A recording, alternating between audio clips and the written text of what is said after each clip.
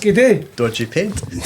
Dodgy paint, we'll start with that. So today we have Guy Harrower, a landlord. So thank you very much for coming on, Thank Guy. you for having me. All the way from over the bridge. Anybody that comes from over the bridge, did you get a nosebleed this morning? Oh, it was like the sun just came out as soon as I got to North Queensferry. But as you know, I spend a lot of time over here, so it's all right. You do indeed. I didn't feel like a stranger. No, that's right. And you managed to find the place okay. Just about, yeah. Great.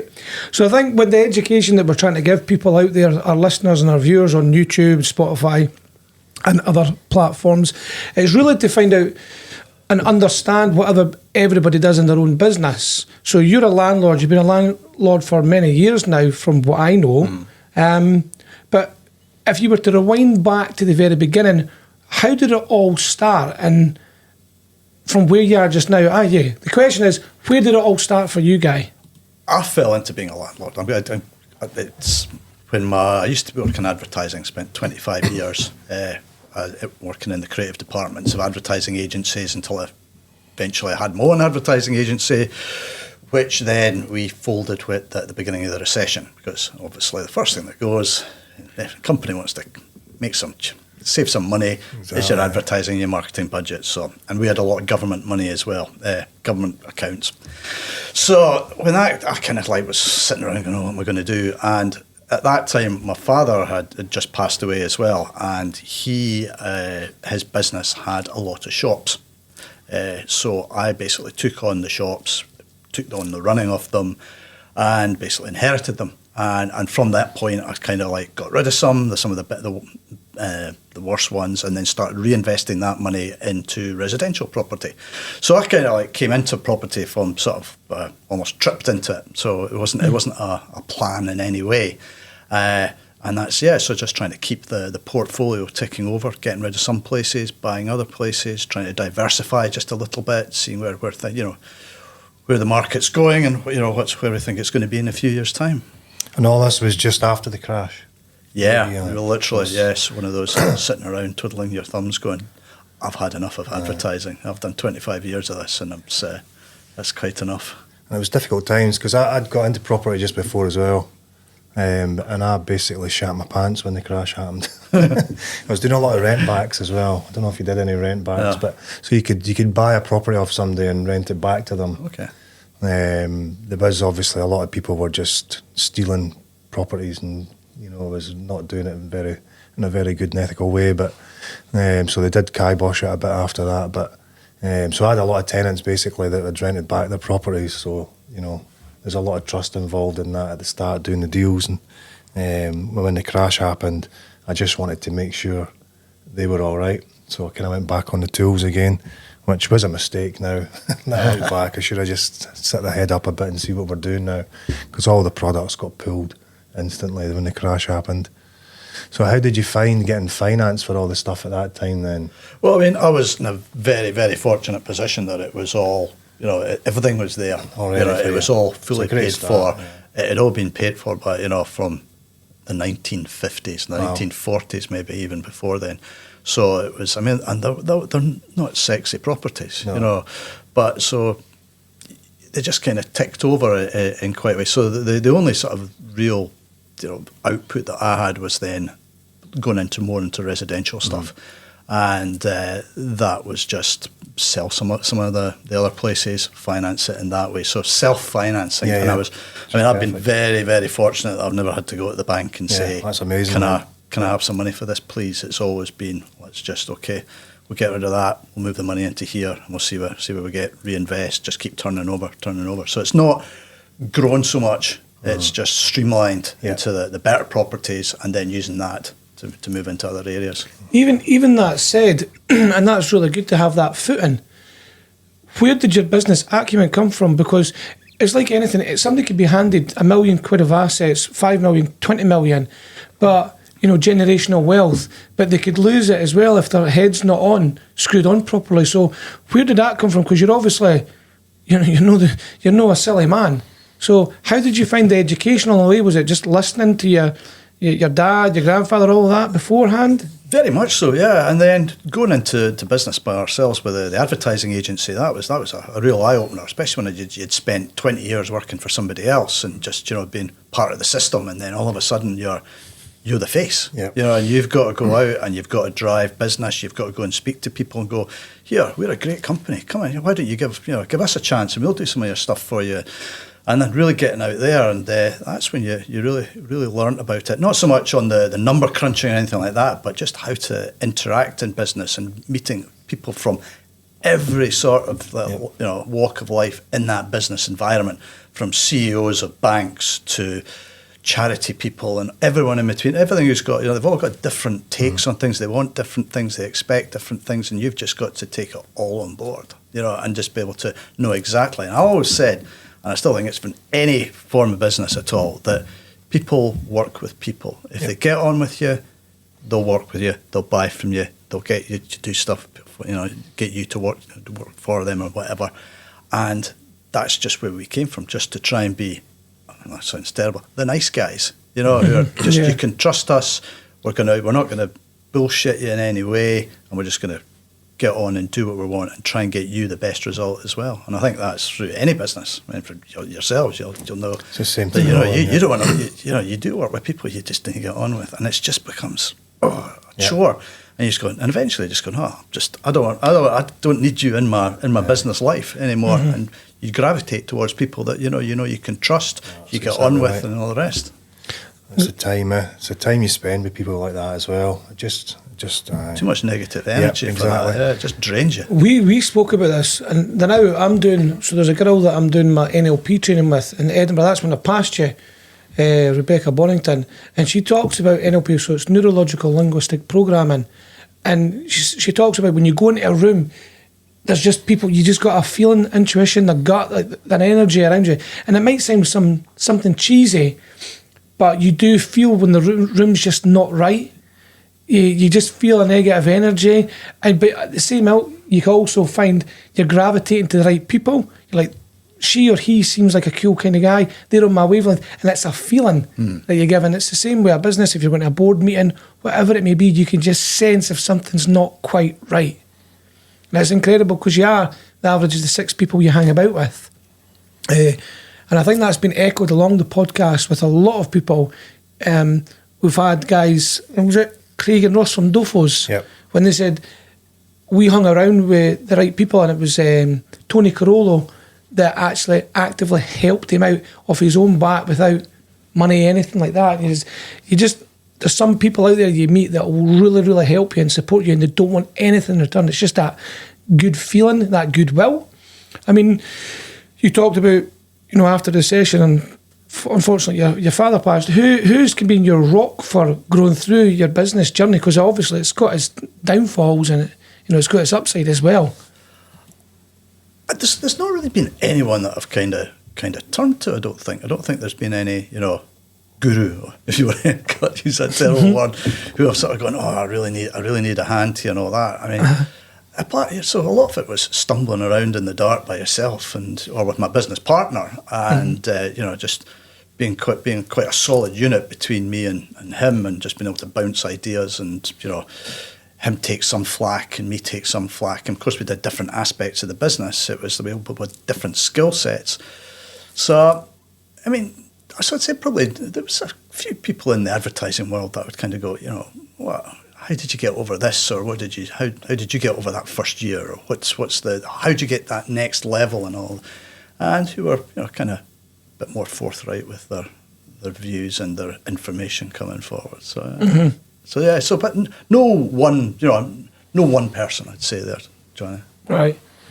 And see, the property side then, because obviously we started up the agency in 2011, and they brought in the ban of charging tenants, which was rightly so. When you're doing applications, they were charging tenants a fee, so it was just a big money-making scam, basically, because only one could get the property, the rest would fail and not get their money back, type of thing was going on. So that was the first change that we, early doors, within 6 months, that we encountered, and it's just never stopped since then. So how have you found all that, and what's your views on all that, and then government's intervention on things? How long we got? We've got long enough. I mean, I can understand the government policy.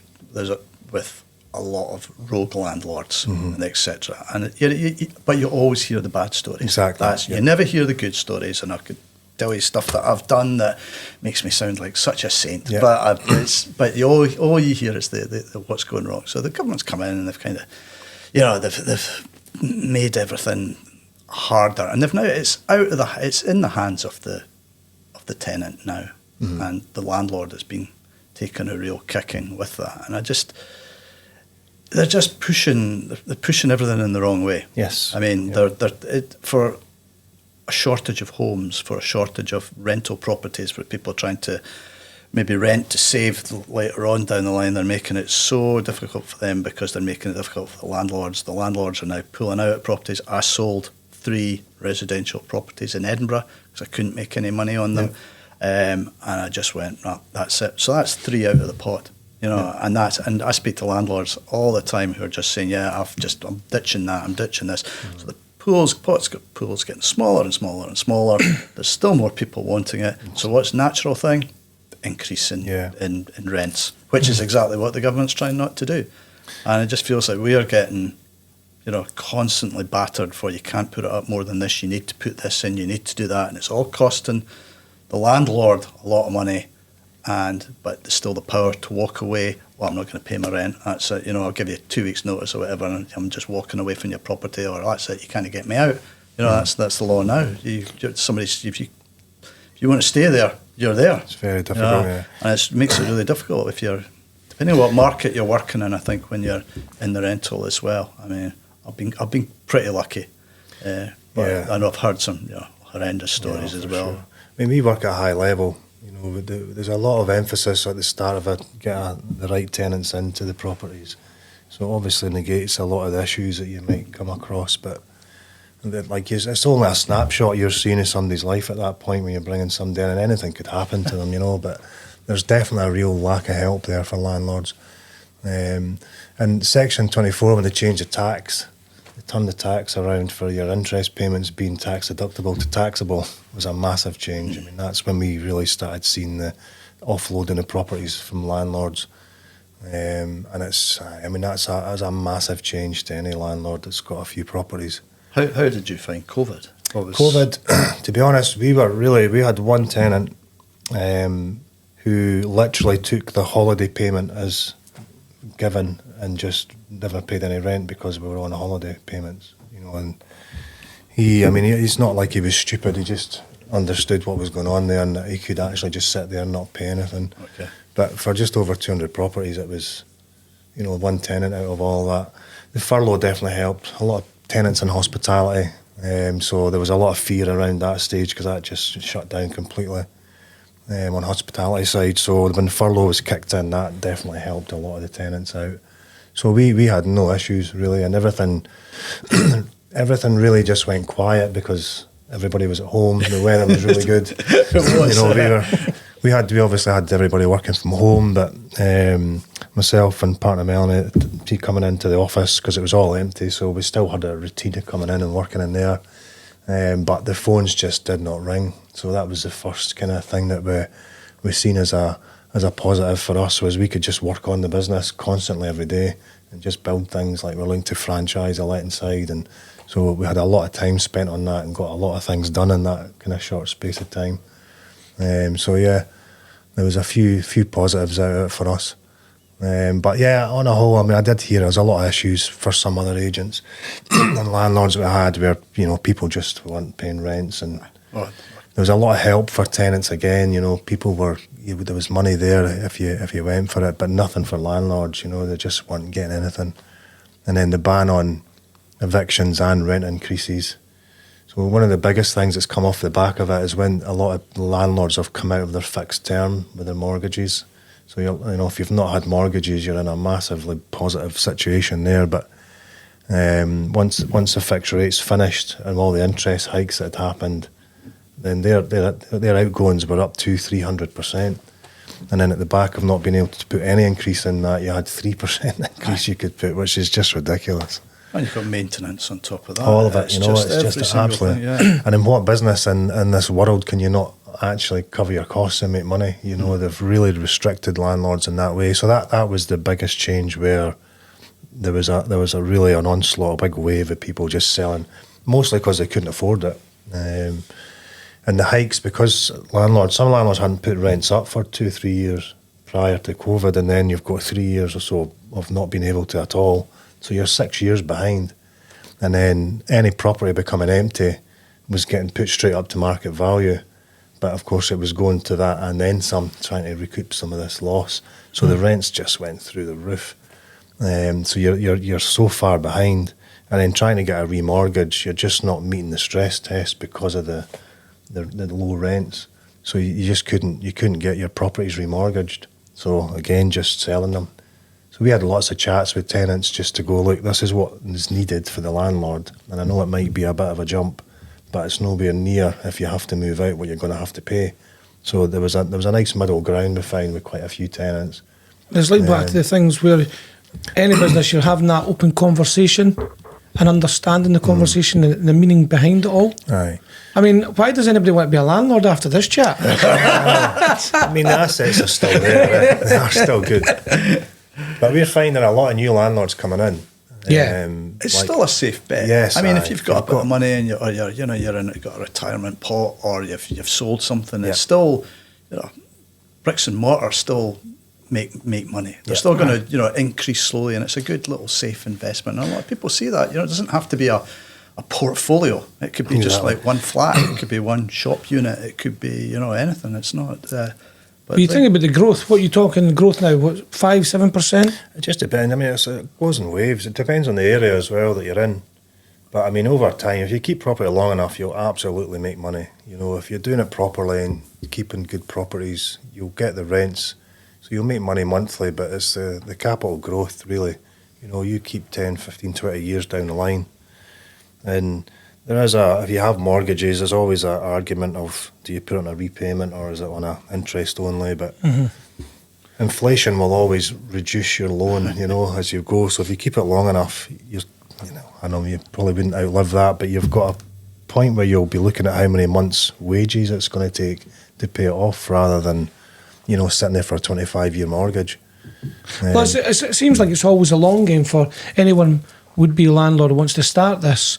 Again, as you've said, maybe somebody's got a pension pot there, starting to put money in. They've, I mean, what I would ask you now, Guy, is where's the marketplace for your rental? Are they in Edinburgh, Fife, Dundee, Perth? My sort of portfolio splits into two, between commercial properties and residential, and it's all the commercial is mainly in Edinburgh, going out to Falkirk, slightly outside. I sold a lot of stuff that was down in the borders, just because it was the right time, the right thing to do. And then all the residential stuff, which I used to have in Edinburgh, I sold all that and I bought in Dundee. And that's been where I've found there's been a good market, especially concentrating on the student market. Right. And not getting into like large number, like the 3, 4 HMOs. bedroom, not getting involved in that. 2 bedrooms, so it's all kit. It's nice and easy to maintain. It's nice and easy to get through, and then going for new builds or places that have been done. An old building like that we're sitting in here, that's been done up and has now been converted into flats, because then you've got 20 years on the roof. You've got this guaranteed. You've got that guaranteed, because a lot of times, you get a student phoning you up and going, oh, we've got a leak in the roof and it's been getting worse over the last 6 months. Right. And you go, well, what do you mean? But at least if it's all covered by, all by new warranties and things like that, then it just takes a little bit of the stress away from the landlord as well. Yeah, I suppose that's a really good point, and that's a really good tip as well. I'm just going to put both of you on I'm just putting you on the hot seat right now. What kind of tips would you give for any potential would-be landlord coming into the marketplace now? Something to look out for. I'll go for you, Guy. Okay. Give him time to think. Try and work out what market you're going for. You could spend £1 million and buy a 5-bedroom property in Edinburgh or something like that, thinking, well, I can get a businessman in here and his family who are moving up here or maybe looking for a place, but you might only have them there for a year whilst they find what their dream home in Edinburgh.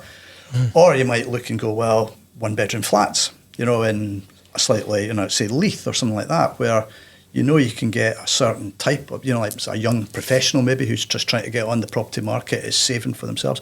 So really, I think it's down to know what market you want to go into, and then have a little look around, see what prices and see what returns you're getting on it, see, what sort of areas you can get, and then take it from there.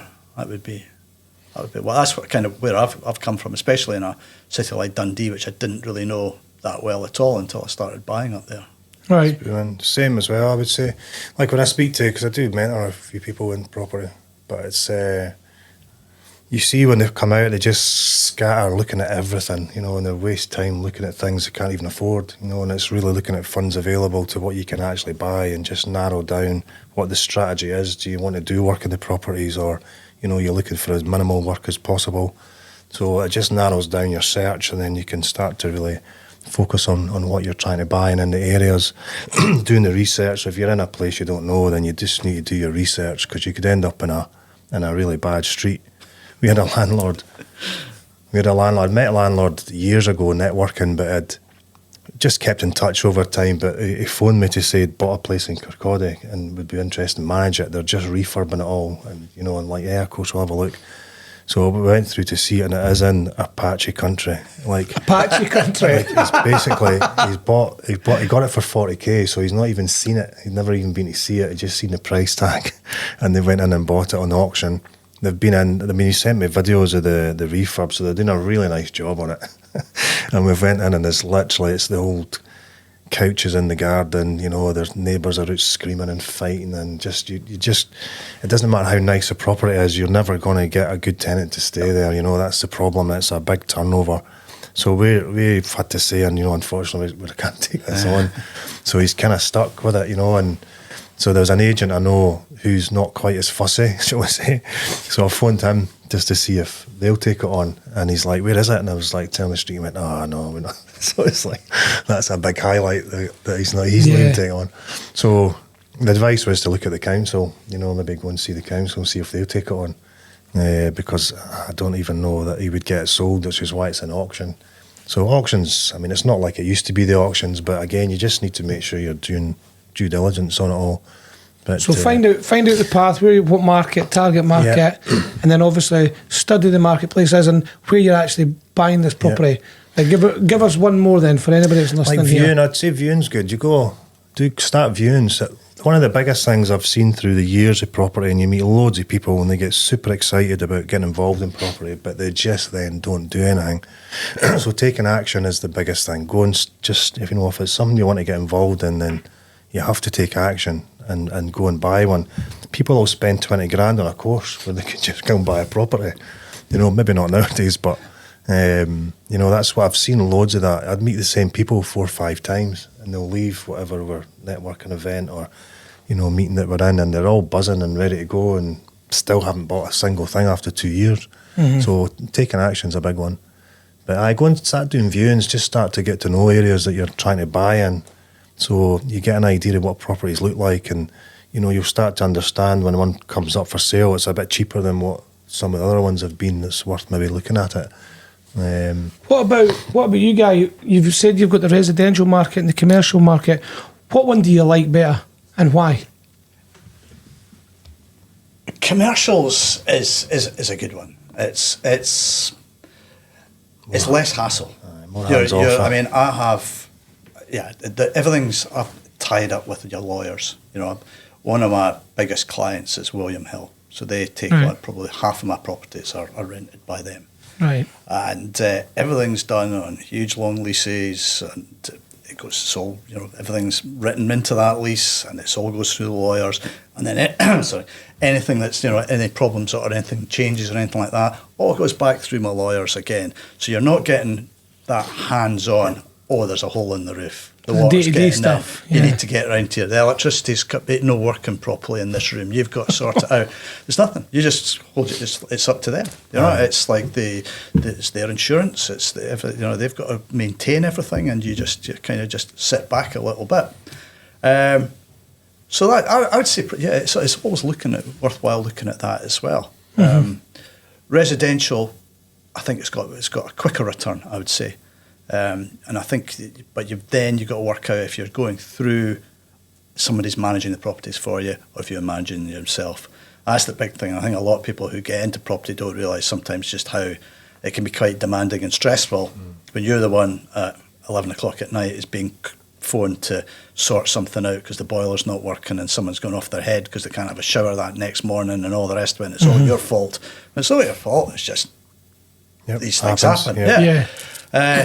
So I would definitely say the commercials are an easier, more less stressful way of having property, whilst the residential is, I would say, is the bigger return.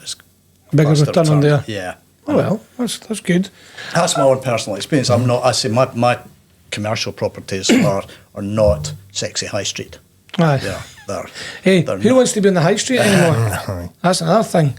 I remember Cancer Research, they were trying to, I can say this now, they were trying to change their model.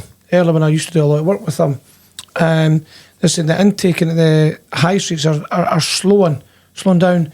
And it wasn't until, I think we did their Corstorphine branch up. And it says, we need more of these, Johnny, because people can get parked. It's easy accessible. And you can actually get more people witnessing what you do or see your brand recognition there. It's right next to McDonald's. We can find locations that's going to attract people. And because people are more conscious of their money, they will come to these places if we're making it a little bit sexier. TVs, furniture, clothes, all these things. It's just very hard. It's harder on the high street, and we'll get a lot of more collections, accessible collections in a bigger unit. I'm like, And it'd be interesting just to pivotal point, because a lot of people in business have to pivot. Is there any time that you've had to pivot your business? Because did you have more commercial than residential, and you said that you decided to sell in Edinburgh and then kind of move to Dundee? What was the pivotal point with that? What made you do that? Just looking at what was, stuff was, it seemed like all of a sudden I had a couple of properties up for sale, that people were moving out of, tenants, and I just thought, right, this is just the time to do it. And maybe the market was quite good. Just thought, right, it's time to move that and move it into something else.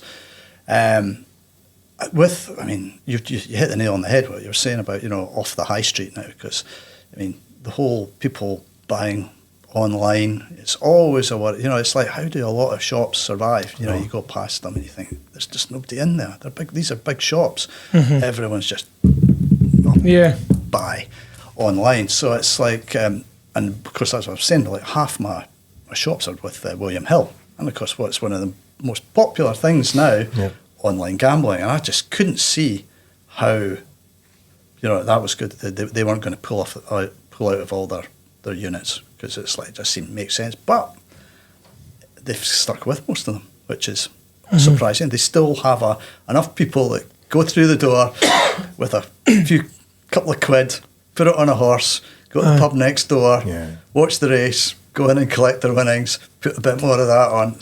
So it's still there. They still need that presence there. Like that even that is a business model. If you're looking at William Hill, the institution, what they're relying on, it's like the pubs. Sometimes a pub is a place for people that are maybe lost their wife or whatever. They go there, they have a pint, they're looking for a chat and an interaction, and it becomes a sacred place for them. And you take the generation where they used to the half and half. They used to be in their old club, and then they used to go to the bookies, and eventually that will whittle away, because the next generation, they might have a different set of habits. So you'll be gearing up for that. But as you said, the commercial side, it's all wrapped and protected for you. Yeah. So that's one, that'll be a bridge that you cross eventually. You've got to keep an eye. I've been keeping an eye open for it, and I'll still keep, every now and then I'll go to them and say, look, are you interested in buying the shop? It comes up, rent will be coming up for renewal, and you go, look, you thought about we can do a deal on this and do a deal on that, and and that has happened. They've actually said, okay, we'll take that shop, that makes sense to us, and they're a business as well. They've got it's a commercial portfolio for them as well, and if they pull out, they go, well, we've got assets all there. these, So, but you've got to keep one eye on it. Undoubtedly. And it will change, and it's just finding, hopefully not being sitting there when they go, right, that's it, we're out. At least you've got enough time You got on that lease that you can go, right, okay, now I can work out what I'm going to do with it. Here's one for you. Go on. What you've done quite well for yourself, right? But what keeps you motivated? I don't think is it financial? I don't know. Is it ego? I don't know. Is it just wanting to do well? Is it? What gets you out of bed in the morning? What keeps you driving? You've obviously got income coming in. You're comfortable that side of things, which is great, and you've got there. But you have to keep working at it. That's easy to understand that. But what motivates you every day? You've got that. What does a day in the life of Guy look like then? Well, because I've got so much commercial property, a lot of it's taken care of by your lawyers. So you're missing that day-to-day interaction with having to constantly run things, with make sure there's maintenance, going out and chasing, all those kind of things that can, a lot of the residential can throw at you. So it's really just what motivates you is looking at the bigger picture and thinking, well, where do I want to take this? Where am I going to go with this? What can I do to change this? And it's not going to be a jumping out of bed and going, and today's the day it's going to happen. But it's like just trying to work out what your bigger picture is, and that's constantly ticking away in the background. So it's not life of a commercial landlord, I say, is very much easier than the residential. So I'm not, it isn't up at 8 o'clock worrying about what's going to be going on that or looking at that. It's just, it's just ticking over and just trying to keep it maintained and then working out where you're going to go with it as well. So one thing that people say in business is time. So you feel that you've got time? Yes. Brilliant. Absolutely. So what do you do? What outside of business, what else? Because I know what you do, but people might... It gives it a segue for a wee shout out to some people that you do work with or hobbies and whatnot. So you've got time. So what do you do in your spare time then? I do a lot of water skiing, which is how we know each other from Town Hill, and you're wakeboarding and myself water skiing. Well, aye, wakeboarding. Falling with style. Drinking the water. During the winter, I do a lot of backcountry snow skiing, so obviously in Scotland or, trying to get, when there is snow, and then quite a bit abroad, do sort of paddle boarding, things like that. I have 2 dogs, which take a lot of exercise. Aye. Just recently finished, as you'll know yourself, a renovation project on my own property, Aye. which was best part of 3 years in the making, which was the most stressful, time-consuming element. What I would say is the design on the extension is incredible. The curved glass. I mean, I've seen that. I'm like, that'll be interesting. That'll be a very interesting build. But I mean, cracking. I mean, that was a project of 2 halves, where there was the architectural side of it and there was the renovation of the house. And my wife and myself, undertook the complete, the other side of the renovation. And it was just, it's just. That was constant. That was like going there every day, chasing the painters and decorators and making sure that make sure they were turning up, doing the right thing, and just everything, And so there was all that side of things. I try and keep, keep healthy. I think that's important as well. That I think it's sometimes you just like exactly. Otherwise, what's the point? Yeah, I mean you work hard and then you end up in an early grave, or you just you've got to know what that life balance is as well. Yes, be motivated, but also be motivated to enjoy yourself and motivated to stay healthy and fit and all the rest of it. So I mean, that's kind of my life at the moment. No, it's great. It's great. It's hopefully to the listeners out there, because there are people out there moving from that, again, the pivotal point from working for someone ready to make the leap, but they're just still concerned because they know that they're getting a regular wage come in. It's just, if they hear enough of the right stories, that people that have made a success of themselves but still failed in areas, but there's still that motivation to keep moving forward and keep chasing. I think what you just said something there that's quite interesting as well, and it's like failure. I mean, failures are really important. I failed in business. My advertising agency we were on, 6 years we were on the go, and we thought we were getting there, and then, poof, you know, the crash happens, and there it goes. There's the rug pulled out from under your feet, and you're seen as a failure. But you've got to take every aspect of that and make a positive out it's of all it. And learning, look forward, like, okay, my next business, we did this, and that kind of resulted in a negative there.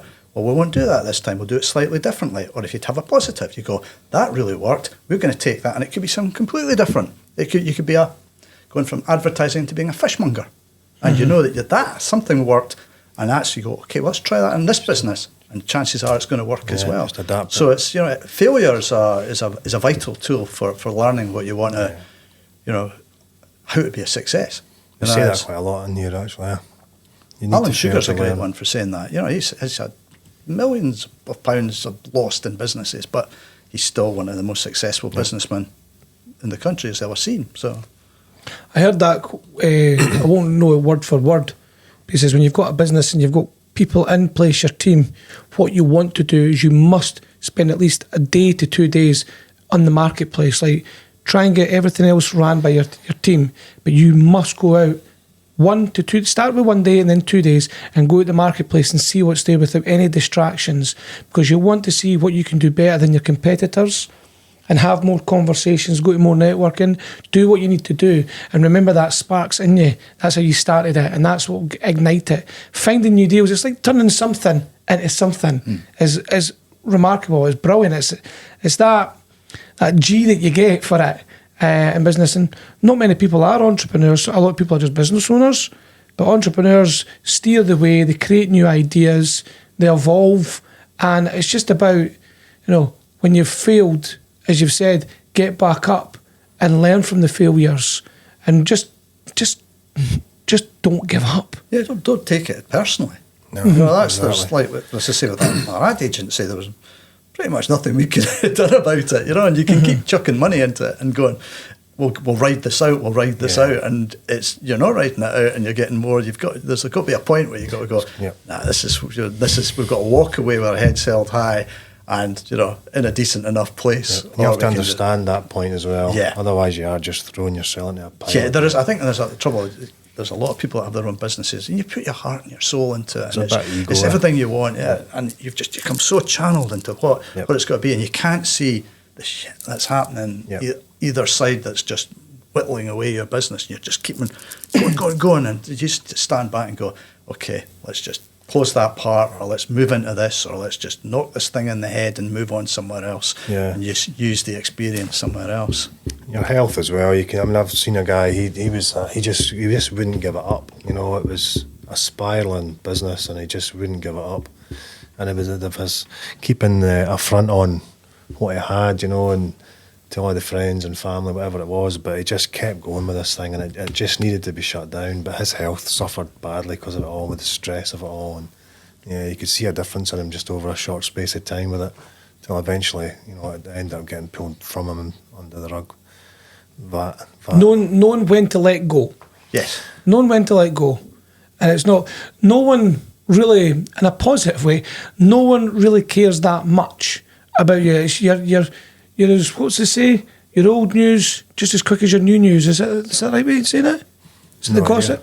New news just as quick as your old news. God knows. Some of it. Maybe you just made that up.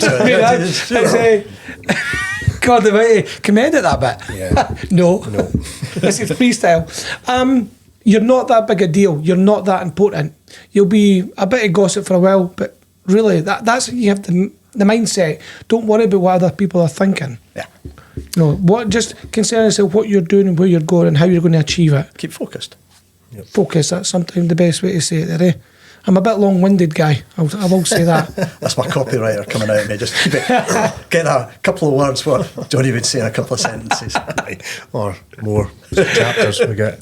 Well, listen, it's been a pleasure having you on. Thank you very much. And we wish you all the success in getting more commercial properties, our residential, and we'll stay in touch, and hopefully this helps our listeners and viewers. Yep. Thanks very much.